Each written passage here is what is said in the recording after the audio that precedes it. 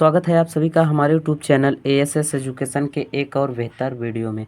जैसा कि फ्रेंड्स आप सभी जानते होंगे कि आज हम बात करने वाले महादेवी वर्मा के जीवन परिचय के बारे में, क्योंकि महादेवी वर्मा का जो जीवन परिचय होता है, आपके जो छमाही एग्जाम होते हैं, चाहे सालाना एग्जाम होते हैं, बोर्ड पेपर होते हैं, उसमें हर बार ज़रूर पूछता है, वो भी 5 अंक के।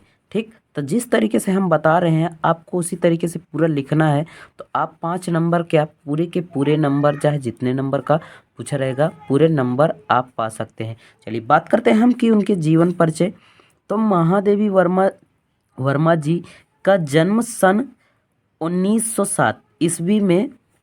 ठीक, तो यहाँ से आप देखिए कि 1907 ईस्वी लिखा है, तो इसको आप बॉल पेन या काली पेन से लिखे रहेंगे, काली पेन से। तो ऐसे मोस्ट इम्पॉर्टेंट, मतलब कि कहने का अर्थ जहाँ पर आपको उनके अच्छे अच्छे शब्दों का वर्णन हो, वहाँ पर आप बॉल पेन काली पेन का इस्तेमाल करके, हर जगह आपको नीली पेन से लिखना है, लेकिन जहाँ जहाँ आपको हेड राइटिंग मतलब अच्छे शब्द हों उनको आपको क्या करना है, काली पेन से लिखना है, ताकि आपको एग्जामिनर पूरी तरीके से अच्छे अंक दे सके। ठीक, तो चलिए बात करते हैं को उत्तर प्रदेश राज्य के फर्रुखाबाद नामक जनपद में हुआ था। इनके पिता का नाम, अब देखिए यहाँ पर हमने पिता का नाम लाल पेन से लिखा है, तो यहाँ आप काली पेन से लिखिएगा, क्योंकि इस काली पेन से लिख देंगे तो यहाँ से आप देख सकते, एग्जामिनर तुरंत देखेगा और तुरंत जान जाएगा कि हाँ इस यहाँ पर कोई इम्पोर्टेंट चीज़ लिखा हुआ है। ठीक, इनके पिता का जब नाम था श्री गोविंद प्रसाद वर्मा था, तथा माता का नाम हेम रानी देवी था। इनकी माता परम विदुष धार्मिक महिला थी, मतलब कि एक प्रकार से यह बहुत ही विदुष और धार्मिक महिला थी। ठीक, धार्मिक महिला थी भाई। तो अब इनकी प्रारंभिक शिक्षा इंदौर और उच्च शिक्षा प्रयाग में हुई।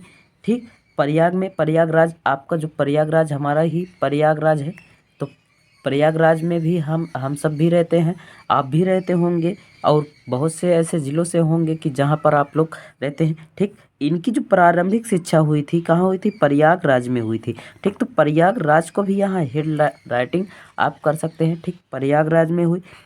इन्होंने संस्कृत से एमए उत्तीर्ण करने के बाद प्रयाग महिला विद्यापीठ में प्रधानाचार्य हो गए। ठीक, प्रधानाचार्य हो गए। इनका जो विवाह हुआ था 9 वर्ष की अल्प आयु में, मतलब 9 वर्ष की छोटी ही आयु में इनकी क्या हो गई, शादी विवाह हो गया था। ठीक, शादी विवाह हो। चलिए आगे बात करते हैं कि इनकी आयु 9 वर्ष की आयु में, अल्प आयु में, छोटी ही आयु में इनकी क्या हो गई थी, शादी हो गई थी। ठीक, और इनके पति का नाम डॉक्टर रूप नारायण वर्मा था, रूप नारायण वर्मा था। ठीक, तो यहाँ भी आप हेड राइटिंग कर सकते हैं रूप नारायण वर्मा जी के सामने भी। ठीक था, इनके विवाहित जीवन सफल नहीं था, मतलब कि इनका जो विवाह हुआ यह विवाहित जीवन इनका सफल नहीं हुआ। ठीक, कुछ प्रॉब्लम के कारण इनके विवाह का दौरान जो विवाह हुआ था उस दौरान इनका विवाह सफल नहीं हुआ।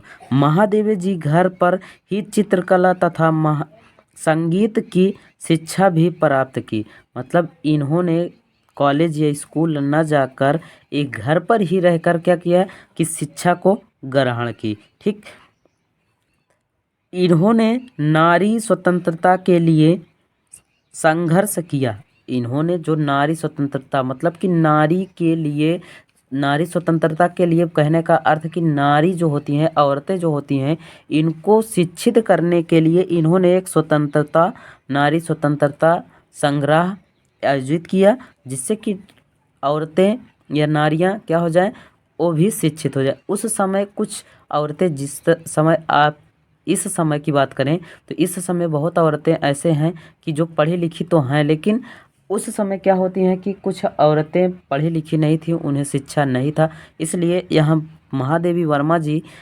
उन्हें क्या की, शिक्षा के लिए आकर्षित किया।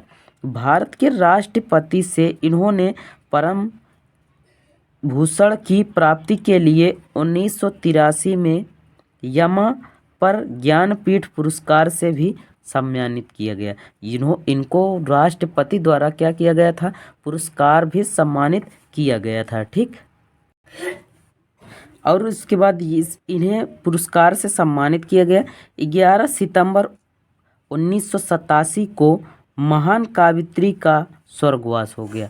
महान कावित्री का क्या हो गया? स्वर्गवास हो गया। और इनकी जो प्रमुख रचनाएं थीं, रचनाएं, पहली है निहार। पहला निहार है, यह इनका प्रथम प्रकाशित काव्य ग्रंथ है। ठीक, काव्य ग्रंथ है। दूसरा है रासिम। ठीक, इस आत्म परमात्मा का विषयक आध्यात्मिक है। यहाँ पर महादेवी वर्मा जी आत्मा और परमात्मा के विषय में आध्यात्मिक रचनाएं इसमें मतलब की है। ठीक, तीसरा है कि निरंजा।